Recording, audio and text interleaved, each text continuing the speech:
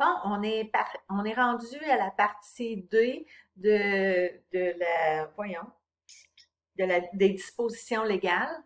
Alors, plan thérapeutique, mais pas plan thérapeutique, plan de traitement de plaie, ça fait partie des trucs que les infirmières peuvent faire maintenant, qu'on pouvait pas avant. Avant, ça nous prenait toujours une prescription du médecin pour savoir quel pansement on devait faire, quand est-ce changer nos plans de traitement. C'est toujours le médecin ou la médecin qui prescrivait ça. Maintenant, c'est rendu une activité qui est réservée à l'infirmière. Il y en a qui pensent que depuis, parce qu'on va voir un petit peu plus tard que l'infirmière a le droit de prescrire certains trucs maintenant, dont des trucs qui sont en lien avec les soins de plaie.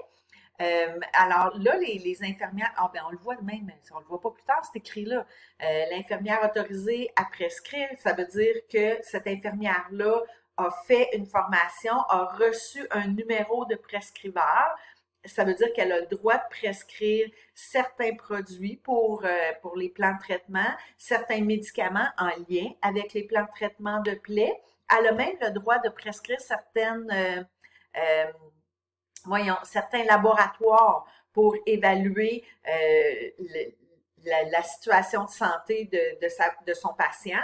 Alors, la préalbumine, l'albumine, faire des cultures de plaie, c'est tous des trucs que l'infirmière qui a le droit de prescrire euh, peut faire. Alors, il y en a qui pensent qu'à partir du moment où ces trucs-là sont permis à l'infirmière qui a le droit de prescrire, puis là, je parle pas d'une IPS, là, je parle d'une infirmière technicienne ou clinicienne qui a fait le processus pour avoir le numéro de prescripteur.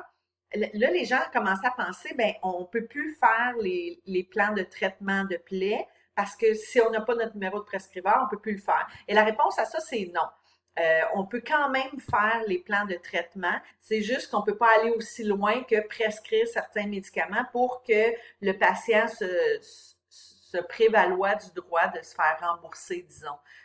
Alors, si on prescrit un médicament quelconque ou un produit quelconque pour ses soins de plaie, si c'est remboursable par son assurance, bien, le patient peut se faire rembourser. S'il va l'acheter sans la prescription de l'infirmière, il ne peut pas se faire rembourser. Donc, c'est des trucs que l'infirmière qui a un numéro de prescripteur peut faire, mais toutes les infirmières peuvent faire des soins de plaie, ajuster le plan de traitement de soins de plaie de ses patients, qu'elle ait un numéro de prescripteur ou pas. Par contre, comme n'importe quelle autre activité réservée, il faut s'assurer qu'on a les bonnes connaissances. Puis je donne toujours le même exemple. Tu sais, on peut pas, on fait pas des changements de traitement si on n'est pas sûr de ce qu'on avance, si on n'est pas certain que c'est ça qui est la meilleure chose. Exemple, une plaie artérielle sur laquelle on fait un pansement sec une fois par jour, tapoter à l'iode qu'on ne nettoie pas, mais il faut pas arriver puis dire ah ben là on va faire tremper cette plaie-là puis on va mettre un pansement humide parce que toutes les plaies ça nécessite un pansement humide pour guérir.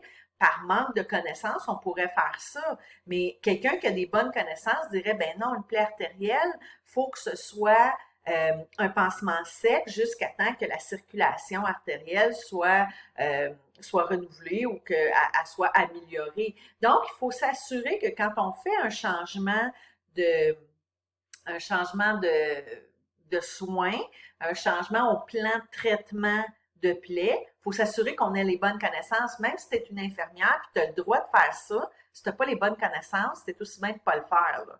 On se comprend tout le monde. Alors là, je vous ai mis le lien pour aller voir les soins de plaie. On pourrait bien même aller voir. On va sortir de ça. Puis, on va aller ici, on va se copier ça, puis on va aller voir le lien que je vous ai mis. Qu'est-ce que ça implique? Et voilà. Puis là, ça vous amène sur le site de l'Ordre, Soins de plaie, une activité pour toutes les infirmières. Alors, tu es infirmière, tu as le droit de faire des soins de plaie, tu as le droit de changer un plan de traitement de soins de plaie. La seule chose que tu n'as pas le droit de faire, c'est de prescrire des trucs si tu n'as pas ton numéro de prescripteur. Alors, depuis 2016, là, si on a ce numéro de prescripteur-là, on peut prescrire certains trucs. Alors, ici, si... bon, ça, c'est les choses qui sont permises à toutes les infirmières. C'est une activité réservée aux infirmières. Ça fait partie de nos 17 activités, le plan de traitement pour les plaies ou toutes les altérations de la peau. L'infirmière a le droit de gérer ça, de changer ça. Ce qu'on vient concrètement ajouter avec la prescription de l'infirmière, celle que le numéro de prescriveur, c'est qu'elle peut prescrire des produits, elle peut prescrire certains médicaments, elle peut prescrire une culture de plaie, certains prélèvements sanguins pour évaluation de la plaie. Alors, je vous laisserai regarder ça, là. J'ai-tu arrêté? Non, c'est ça ici que je veux. Alors, diaporama à partir de là. Alors, là, on est revenu à...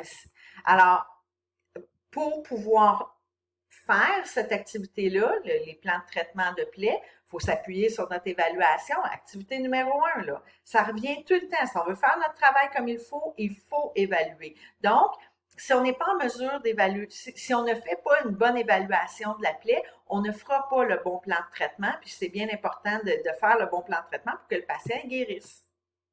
Les contentions, un autre truc que l'infirmière a le droit de faire maintenant, sans avoir la prescription du médecin. Quand moi j'ai gradué, si on voulait contentionner quelqu'un, ça nous prenait une prescription. Là. Puis même pour les cas urgents, il fallait se trouver un doc au téléphone qui nous dit oui, oui, vous pouvez le contentionner, il n'y a pas de problème. Là. Maintenant, l'infirmière peut décider des mesures de contention, d'isolement. Puis les contentions, ça peut être chimique ou mécanique, là. Mais pour faire ça, il faut que l'infirmière évalue comme il faut son patient. Il faut qu'elle fasse un suivi de ce patient-là. Il faut qu'elle s'assure qu'elle utilise la bonne contention au bon moment. Donc, il y a des règles très, très strictes à suivre. Ça ne peut être utilisé que pour un patient qui est à risque pour lui ou pour les autres. Donc, on n'utilise jamais ça pour punir un patient.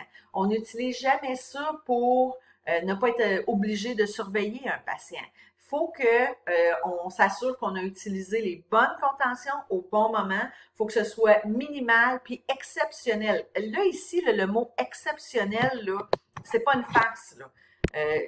Les contentions, c'est utilisé beaucoup en milieu hospitalier, puis ça n'a pas sa raison d'être. Ça devrait être vraiment, si on va à la prochaine, bon, mesure de risque imminent, ça je l'ai dit, ça devrait toujours être utilisé en dernier recours. Tu as utilisé tous les autres moyens pour ne pas être obligé de contentionner ton patient, que ce soit des activités, que ce soit de l'exercice, que ce soit de l'approche de la famille, peu importe, il faut que la contention, autant physique que chimique, soit le dernier recours. Tu as essayé plein d'autres affaires avant. Il faut que la mesure de contention soit la moins contraignante. Si on calcule que un TABS ou un Smart Pad, là, ça dépend comment vous autres vous appelez ça dans vos établissements, c'est considéré une contention, mais c'est considéré une contention qui est moins contraignante parce que le patient, il n'est pas attaché avec un Smart Pad. Il est assis dessus, puis quand il se lève, ça fait bip, bip, bip, et ça rappelle au patient de se rasseoir ou ça nous avise, nous, que le patient est debout. Donc, oui, c'est une contention, mais c'est une contention qui est la moins contraignante. Donc, il faut toujours utiliser, là, je donne cet exemple-là, mais il faut utiliser la moins contraignante le plus possible. Un bracelet antifugue, c'est considéré une contention parce que le patient ne peut pas sortir de l'unité avec son bracelet antifugue, mais il reste que c'est moins contraignant parce que il peut circuler sur l'unité, il peut se promener, il peut sortir de son fauteuil. Il faut toujours que ça soit fait dans le respect, la dignité, la sécurité. La sécurité, c'est vraiment important ici, là. Ça veut dire que quand on contentionne un patient au lit, exemple avec une ceinture abdominale, ben, il faut s'assurer qu'on le surveille, ce patient-là. Il ne faut pas penser que de contentionner un patient, ça diminue le travail qu'on a à faire avec ce patient-là. Il y a une évaluation qu'il faut qu'il soit faite sur une base régulière. On contentionne un patient, il faut l'évaluer minimalement aux 30 minutes. Ça veut dire qu'il faut aller le voir aux 30 minutes. Faut qu'il y ait un suivi de cette contention-là. Est-ce que mon patient a toujours besoin d'être contentionné ou je peux le détacher? Alors, on se magasine de l'ouvrage quand on contentionne un patient. Puis, si vous m'avez eu en 512, vous savez ce que j'en pense, moi, des contentions. Donc, là, je vous ai mis les principes à respecter, là, autant pour les contentions chimiques, les contentions physiques, l'isolement. Ces principes-là, là, tous ceux qui sont ici, là, sont hyper importants. Ça doit être d'exception, ça doit être temporaire, ça doit être en dernier recours, ça doit être individualisé selon le patient. D'un patient à l'autre, on n'utilisera peut-être pas les mêmes contentions ou les mêmes mesures. Il faut jamais, jamais que ce soit punitif. Ça là, c'est de la grosse merde, là. Il faut toujours avoir un consentement, même si, là, c'est marqué sauf en situation d'urgence. Le sauf en situation d'urgence, ça veut dire que sur le moment, on peut contentionner quelqu'un qui présente un risque pour lui et pour ou pour les autres. On peut le contentionner sans avoir un consentement, mais dans les 24 heures qui suivent, il faut y avoir un consentement. Il faut falloir que soit que le patient nous donne son consentement ou que la famille nous donne son consentement. Donc, il faut toujours en avoir un. Au final, il faut toujours en avoir un consentement. Il faut s'assurer qu'on fait une évaluation adéquate. Est-ce que c'est vraiment ça que le patient a besoin? Puis à partir du moment où on décide de le contentionner, il faut faire un suivi. Que ce soit une contention chimique, que ce soit une contention physique ou que ce soit un isolement dans la chambre, il faut que ce patient-là soit surveillé sur une base régulière. Puis une base régulière, là, je parle de maximum 30 minutes. Alors, il faut s'assurer que l'application de cette contention-là, c'est pas ad vitam aeternam, là. On décide un soir qu'on met une ceinture abdominale à un patient parce qu'il représente un risque ce soir-là. Ça ne veut pas dire que le lendemain, il faut y mettre une contention abdominale juste parce qu'il y en a eu une la veille, là. Alors, c'est vraiment évalué à chaque fois dans un contexte interdisciplinaire avec l'infirmière auxiliaire, avec le préposé, avec le médecin, avec l'ergothérapeute pour décider est-ce qu'on utilise ces contentions-là ou pas. Là, je vais arrêter mon vidéo. Ah ben non, je vais continuer, il me reste 3 minutes. La contraception hormonale, encore là, c'est quelque chose que l'infirmière peut prescrire suite à une formation. Alors, je vous ai mis le lien pour aller voir c'est quoi le protocole de contraception, puis aller où cette formation-là. Je vous ai mis les deux liens.